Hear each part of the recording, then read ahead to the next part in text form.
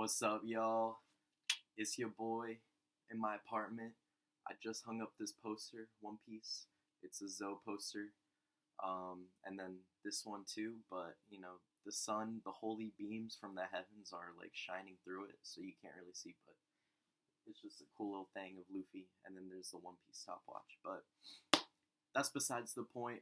This one might fall down because the wall texture, the sticky things that I use to hang up posters don't really stick well, so if it falls down in the middle of this video, oh well. But yeah, that's besides the point. Today, I want to bring back the series where I talk about my college classes because I haven't done one in so long, and I don't have other video ideas, to be honest, other than making like compilations of video game clips, random old video game clips I have on my PlayStation. And I recorded some skate clips last night of the new Skate Period game, but I don't know, they might not be that interesting, we'll see, but I'll do those eventually because gaming will probably be more popular than this. But yeah, so today I'm going to talk about my Urban Dynamics class, regional, local, and something connections. Global, regional, and local connections. And I just want to get this started with this beautiful picture of my professor, and he had like the mohawk going on. Super cool guy. Shout out Mr. Professor Gardner. And I told my friends, this was last fall, he has the same last name as a faculty member from my high school that we just had some fun times with, to say the least, I guess. Some shenanigans always went on with him. He was always, stalking the hallways and the bathrooms looking for people getting in trouble. But like my senior year, we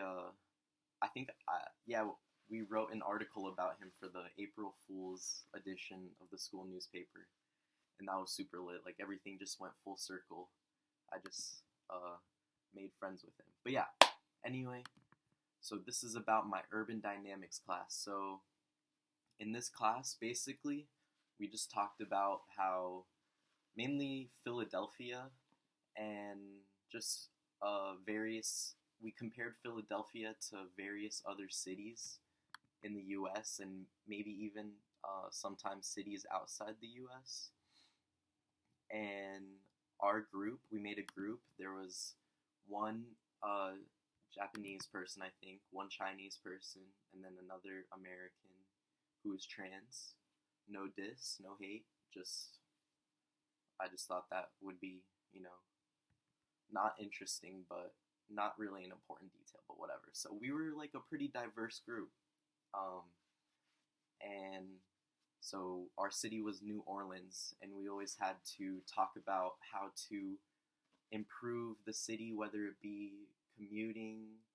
I think a big point we talked about towards the end of the class was streetcars and trams, and how that could fix public transportation or something, because I think there's some kind of taxi or Uber problem where if there's tourists, they always concentrate in the downtown, the center of the city, and not to the outskirts and the suburbs and stuff. And I just want to mention real quick, I ended this class with a 98.83%. This class was super easy.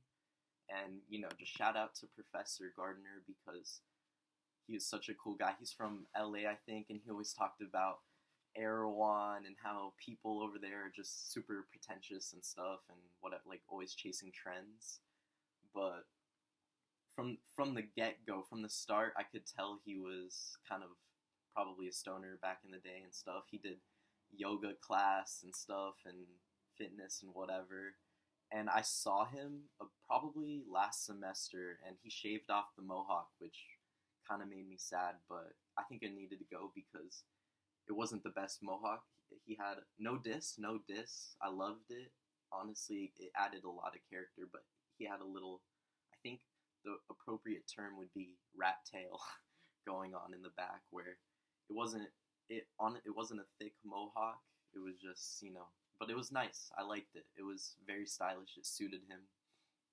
And I think one day he just went to his barber and he just said, his barber was all, "Oh, let me give you a mohawk or something."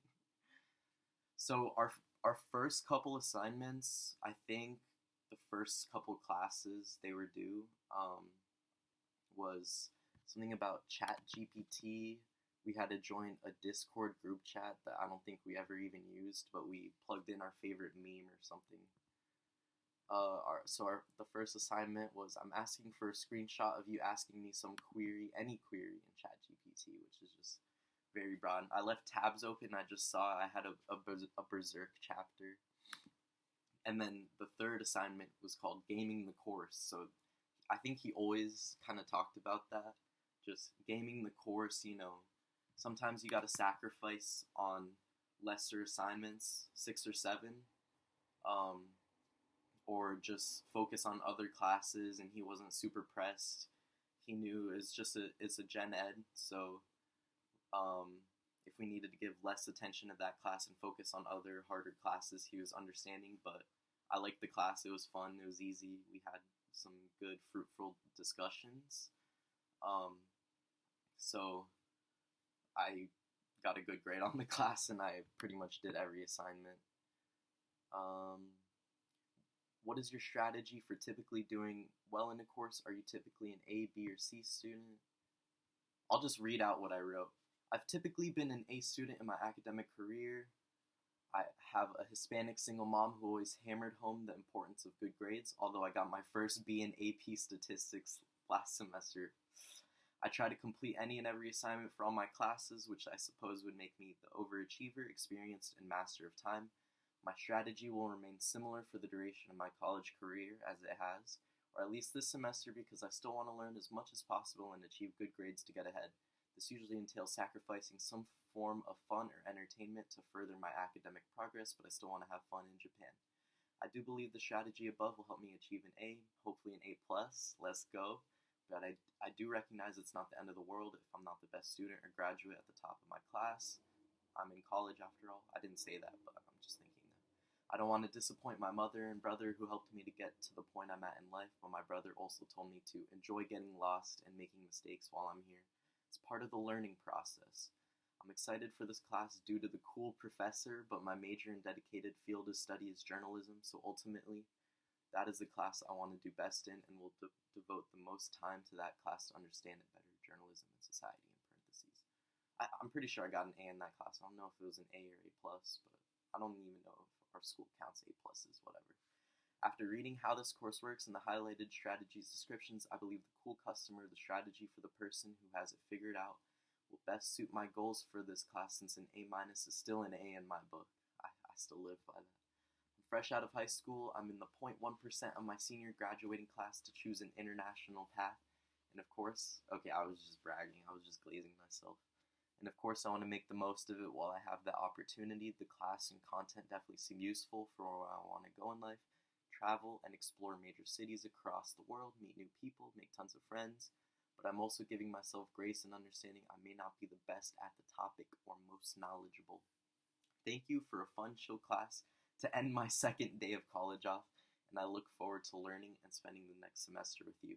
I also appreciate that you picked me to have a conversation with. I'm a bit of an overshare sometimes, if you couldn't already tell. Yeah, so I think the very first class, he just picked people to come up to the front of the room who he thought looked interesting, and I just ended up talking about myself or whatever, so that was fun. That's how I could tell he was a cool guy.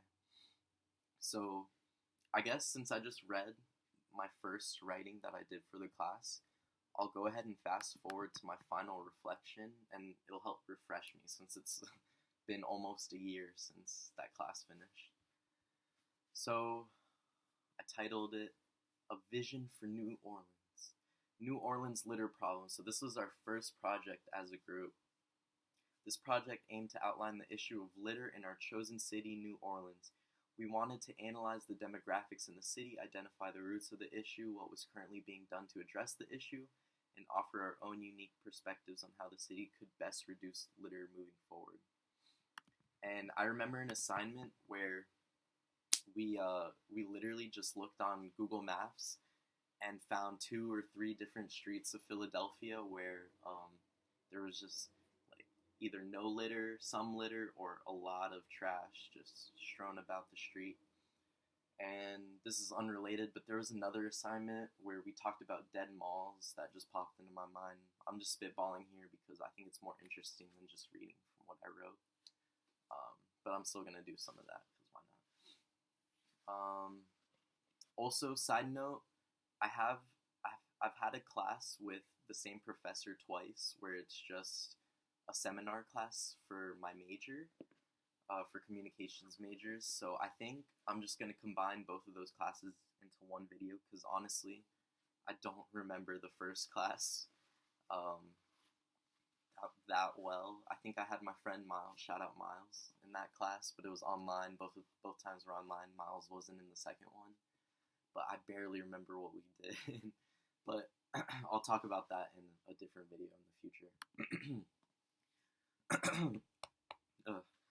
Our group claimed that the majority of litter occurs during parades, festivals, and Mardi Gras, and that a pertinent solution would be to switch from plastic to paper products that naturally decompose over time. The evidence we used came from online research about non-profit initiatives like Grounds Crew that have made efforts to route littering and clean up the city. Also, another side note, also don't mind, I'm using cardboard as curtains right now. I need to invest in some curtains because I like my privacy. I don't like being waken up by the sun every morning, bright and early. But yeah, I've just been lazy. I have cardboard boxes from my fridge, my TV, my washing machine that I bought. So I need to take care of that eventually. I'm very minimalist, but I'll do it eventually. It'll help the vibe and brighten the mood, I guess, or maybe darken the mood because they'll be dark curtains to block the sunlight. But it'll help with the atmosphere and the ambiance of my videos in the future. So I need to invest in some curtains. At the end of this, oh my god, I completely just forgot about the side note I was about to talk about. I remember this one time in class we had a discussion about paper versus plastic, particularly straws and such, and I shared a personal account of when I worked at Jersey Mike's, shout out Jersey Mike's, back home for I think almost a year.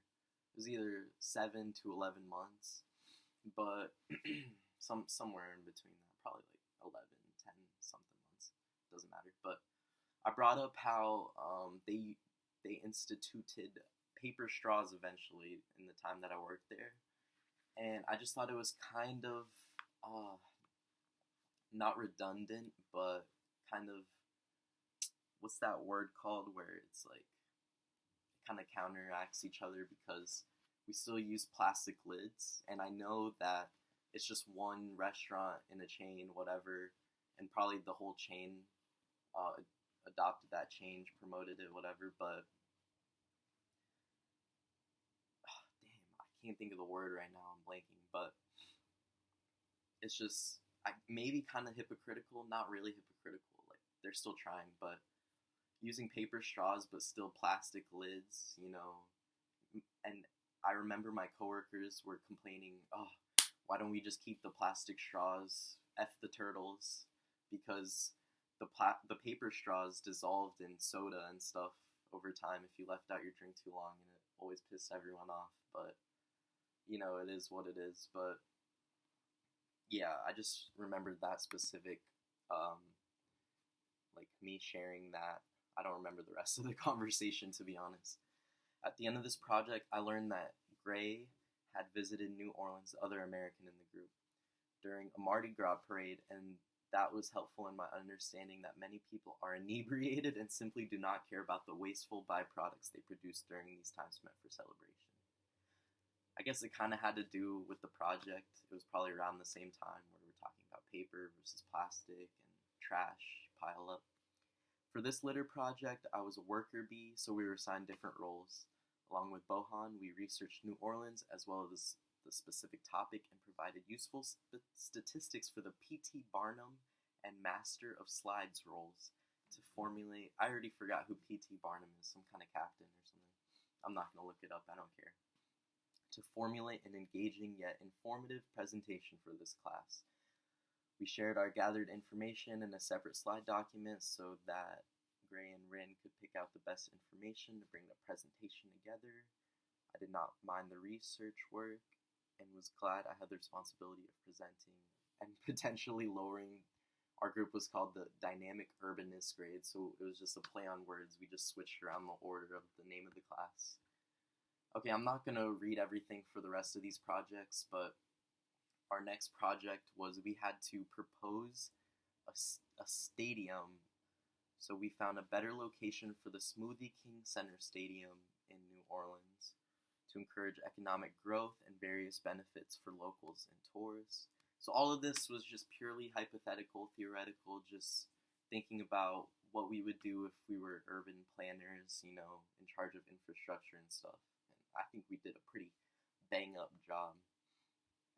We felt strongly that we proposed a viable solution that could work, even though I've never been in New Orleans. You know, they're gonna do what I say and they're gonna like it. All right. My role was investigating solutions, blah, blah, blah. A game of what if. Project number 3. Envision an alternative to New Orleans' current alcohol laws by comparing the city to Australia and Saudi Arabia. So I know like Dubai, Saudi Arabia, all that, they're saying, oh, alcohol's haram. We don't like that here. And then on the other hand, Australia, I'm pretty sure Australians love their booze. So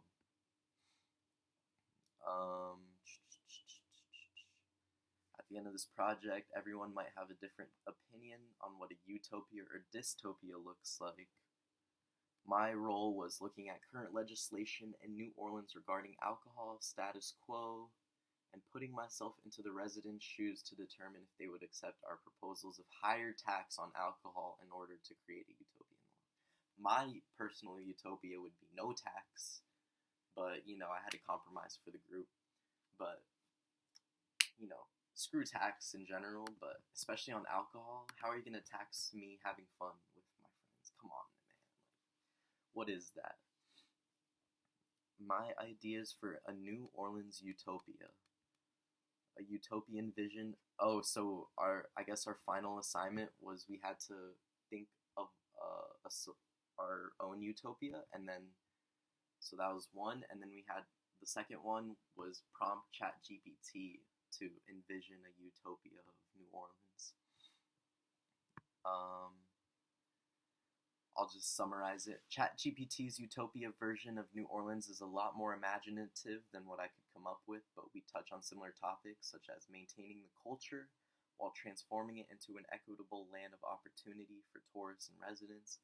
Sustainability is important, but it may come with time or as a byproduct of other policies rather than its own tangible goal that the common man can work towards by himself. For example, solar panels and multifunctional parks are good ideas, but take time and effort to implement across an entire city, such as the Big Easy. Overall, aside from, I think ChatGPT kept calling it the Big Easy or something, so that's why I said that. Or maybe the professor did, and I just took it and ran with it because it was funny. Overall, aside from the drug issues I wrote more about, my version of a utopia for New Orleans isn't so different from ChatGPT's, but AI has a lot more tools, resources, and time to fully flesh out its vision for the historic city. And then I wrote a love/hate letter to AI. Dear AI, why must you create morbidly twisted pictures of people in their faces? Also, this was before VO 3, 4, 5, whatever, where AI is getting super hyper realistic now, and it's getting harder and harder to tell the difference between AI and reality. So I used AI pictures, and they had extra fingers, and their faces were blurred or whatever, and they were all smiling creepily.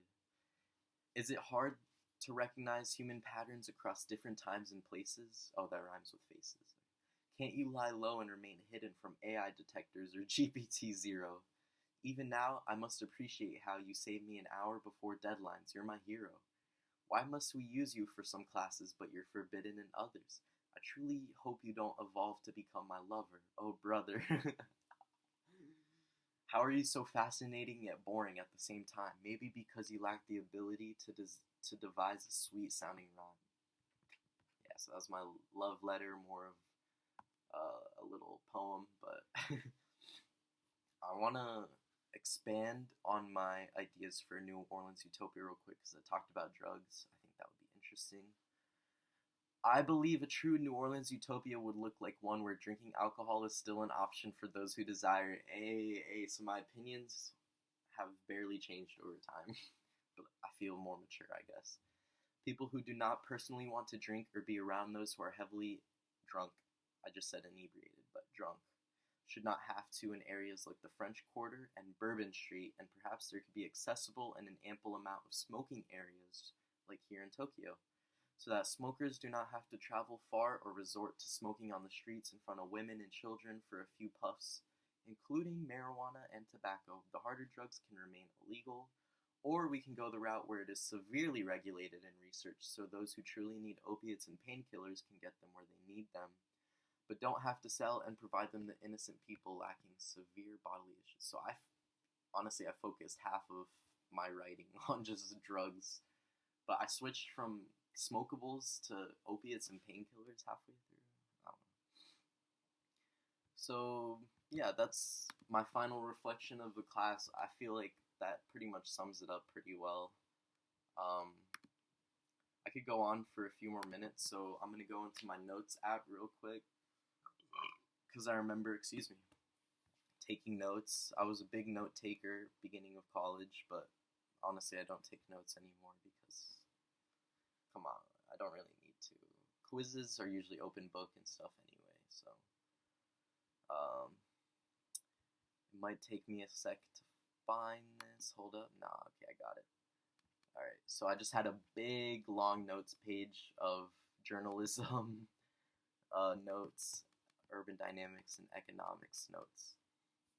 So, honestly, I don't have that many notes for urban dynamics. I guess I took less even over the course of the class as it went on. But, yeah, I learned Luddites as a term. They destroyed new technology and machines for taking jobs. So, honestly, that can be kind of seen today. People who are against AI and rapidly evolving technology. Pedagogy, that has something to do with teaching. I didn't write down the definition. I learned that the SEPTA is the Philly Transit Train Subway System. And then this nice quote, which the professor said in the first few classes. To someone whose only tool is a hammer, everything starts to look like a nail. And that also kind of goes with a quote from journalism about hammers and nails. The nail that sticks out gets hammered down. So, do with that what you will. I just thought those were interesting. I knew it was gonna happen too. Oh my gosh, it's not gonna stay up, but I'm just gonna put it back up. The stickers, one of them stayed on the poster, two of them stayed on the wall. That's hilarious. Oh my goodness, I called it. It took 20 minutes, but I hope that doesn't happen to me in the middle of the night. Lotocracy. I'm kind of curious about that. Let me look it up real quick. I'm guessing something about lotteries, and argues that perhaps surprisingly the problem is with the heart of modern democracy, the election. So I guess it's an argument against democracy. Maybe we should just a system that uses lotteries rather than elections to select our political representatives. I could have used context clues for that. Ontology, what exists. Epistemology, theory of knowledge, nature, origin, and human limit. A panopticon, I watched a YouTube video essay about that talked about panopticons recently, but it's basically a prison where there's a guard tower in the middle, I think, and all the cells face toward each other, so there's no privacy or whatever. You're always living in fear, and it may or may not be only theoretical, or there may have been some constructed. I'm not sure, but I would hate to be a prisoner in a panopticon. Let me just make sure that that's the right term I'm thinking of, but I'm pretty sure. A circular prison with cells arranged. Yeah.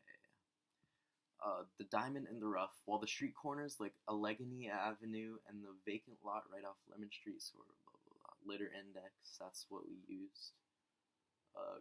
Greenwashing, virtue signaling, reusable goods and commodities. It is space, not time that hides the consequences of our actions. But I guess over time, space will become accessible, such as private areas. Maybe this apartment will one day become public and people will see what I've done, or eventually when I move out, my realtor will decide whether or not to keep my deposit if I made too much damage. So there's an argument against that, but yeah, it's generally space where if you have a private space, people aren't going to see what you do behind closed doors.